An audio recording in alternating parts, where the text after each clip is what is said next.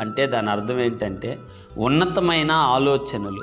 అరణ్యాలు అంటే బలహీనమైన ఆలోచనలు. అంటే అతిశయపు, గర్వము, నాకు తెలుసనో, లేదంటే నాకు అన్నీ జ్ఞానం కలిగి ఉన్నానో, నేను ఎంత సీనియర్ననో, ఇవి కొండలు, గుట్టలు, పర్వతాలు. పిల్లరా, చెదిరిపోయిన ఈ మందను ఎవరు కట్టాలా? మత్తయి సువార్తలో ప్రభువే అన్నాడు, వీరు కాపరు లేని గొర్రెల వలె చెదిరి ఉన్నారని వాడి పట్ల జాలి పడ్డాడంట ప్రభు యేసుక్రీస్తు వారు.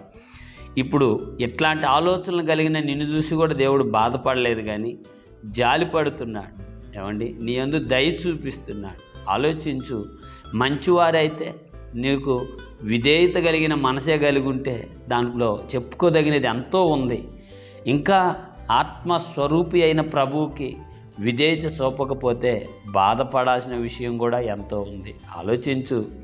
ఈ హెచ్చరికలు కాదు ప్రియులరా,